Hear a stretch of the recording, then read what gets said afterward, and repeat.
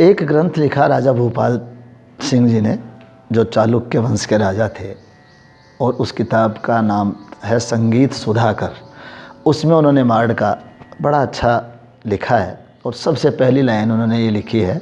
और ये भी ध्यान देने की बात है कि उन्होंने जो लिखा मार्ड लिखा, उस वक्त से मार्ड चलता रहा, बांड नहीं चलता रहा है। उन्होंने लिखा अथ मेवाड़ देशियो मार्ड राग प्रकीर्ति तह।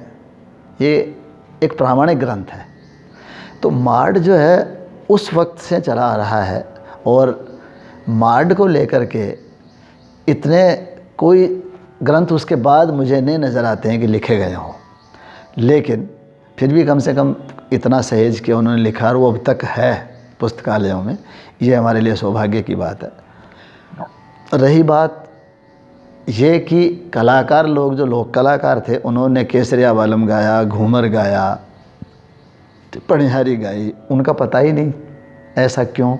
इसका एक कारण मेरी दृष्टिकोण में ये हो सकता है कि पहली बात तो ये है कि वो कलाकार लोग अपने अहम में नहीं जीते थे, वो किसी भी अच्छे कार्य को करके प्रभु को समर्पित करते थे।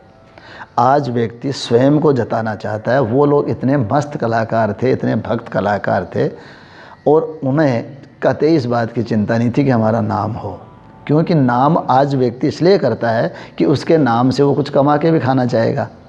लेकिन उनको तो कमाने की चिंता ही नहीं थी, क्योंकि राज दरबारों में बड़े सम्मान के साथ रहते थे। तो उन्होंने चीज़ें बहुत लिखी, लेकिन अपना नाम दिया नहीं दिया।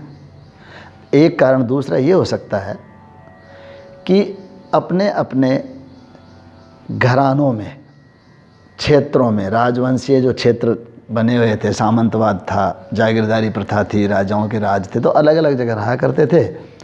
उन्होंने उन बातों को बाहर आने ही नहीं दिया। तो ये भी एक छोटी मानसिकता भी थी कि हम बताएंगे नहीं, किसने लिखा, अन्यथा कोई आके मिलेगा, इनसे रो, इनसे ले जाएगा, इनकी सेवा करके। एक ये भी थोड़ा सा रहा, मेरा मानना ऐसा है। तीसरा कारण ये रहा कि उन लोगों ने इन सब चीज़ों को सहेजा तो सही, पर आमूल चूल परिवर्तन कर नहीं पाए कि हम सब जगह इनको बांट सकें। उसका कारण भी केवल यही रहा कि अपनी अपनी जगह रहा करते थे, वहीं गाया बजाया करते थे।